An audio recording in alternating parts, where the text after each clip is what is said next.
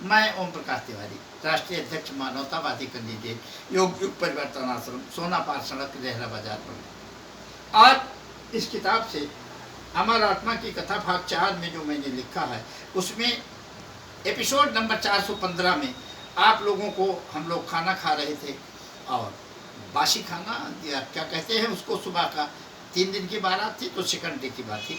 दूसरे दिन हम लोग खाना खा रहे थे, उसी की कहानी अब आपको पूरा सुना रहे हैं। जब तक खाना हम खाए थे गीत बराबर चलती थी, आत्मा तो अंदर हंसीती थी और उसी में पलती थी। हमारी आत्मा तब बोली रोमांस यहाँ पर ले डालो, सादा जीवन का आनंद उठाकर उसको सफल बना डालो। अब आत्मा भी बीच में बोल रही है, मैं तो बासी खाना खाने में दूल्हा के शक लगा, लेकिन आत्मा बोल रही है रोमांस और धन अर्जुन को मैं बिल्कुल नहीं रोकती थी। आत्मा ने कहा तुम अर्जुन हो, मैं कृष्ण हूँ, मैं तुम्हें रोमांस और धन नहीं रोक रही हूँ, इसमें संलिप्त कभी ना हो, इस बात पे पूरा टोकती थी, इसमें संलिप्त ना हो, आनंद तो लेते जाओ, ये आत्मा कहती है।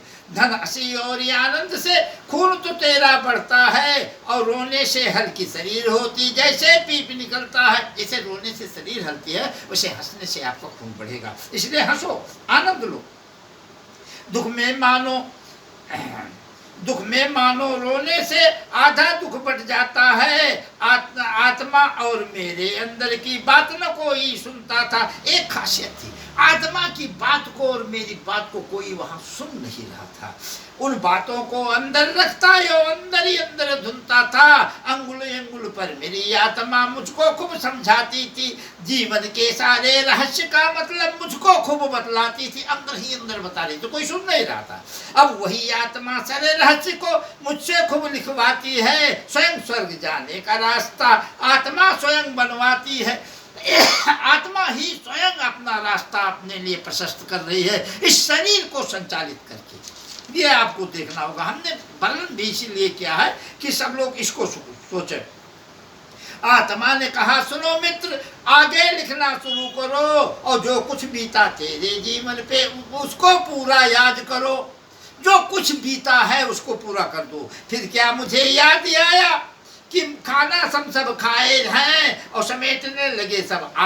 हम सब अपने जिस धन को पाए हैं, वहाँ कुछ रुपया मिला था, उसको उठा करके सब लड़के अपनी जेब में रख रहे थे। धन लेकर के हाथ साफ कर बाहर हम सब निकले हैं। एक लड़का वहाँ गिरा धड़ाम से, जो चौखट पर फिसले हैं, एक लड़का फिसल के गिर गया। मुड़कर हमने देखा वो चोट वहां कम खाया था, सारे पैसे बिखर गए। जो कुछ उसने पाया था उसके पैसे बिखर गए थे, चोट उसको बहुत कम लगी थी। सब लोग उठाए, झाड़ पोंछ कर उसको अपना खड़ा किया और मुंह बिचकाए। लड़का रोए जैसे मुख पर कुछ मड़ा हुआ। सारे लड़के जनवास चल दिए, पर तीनों भाई को रोक लिया और बैठकी में जाना तीनों लोगों को इसको पूरा बता दिया। इसी के बाद एक बैठकी होती है, औरतों के बीच में दूल्हा जाता है, वहाँ पर पैसे वैसे देते हैं, कैसे क्या होता है वो भी होना था। इसलिए हम लोग 3 भाई रोके गए, बाकी लड़के बारात चले गए। बिस्तर सुंदर बिछा हुआ था, हम सब उस पर बैठ गए। फिर अंदर चलना होगा, धन के लालच में सोच गए हम, कहा चलो कुछ पैसे वही मिली, अब अंदर टहल ली जाए। फिर क्या अंदर चलने का बुलावा घर वालों से आया था। हम लोग खुशी से उछल पड़े, जो दिल में मेरे समाया था। हम लोग खुशी हुए कि चलो भाई कुछ मिलता है।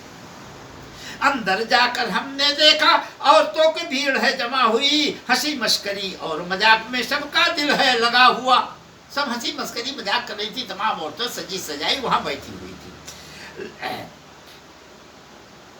अंदर भी स्थान मिला, हम सब उस पर यासीन हुए। लड़कियां वहां पर जाता थी, मौसम वहां हसीन हुए, वहाँ काफी हसीन था। लड़कियां भी सब गांव की इकट्ठा थी। कुछ लोग मिठाई, कुछ पानी, कुछ लोटा लिए है खड़ी हुई। बिस्तर संदर लगल हुआ, उस पर चद्दर है पड़ी हुई। हम लोग अंदर पहुंच गए, घर के अंदर, और वहाँ का माहौल जो है, कैसा माहौल है मैं आपको अगले एपिसोड में बताऊंगा।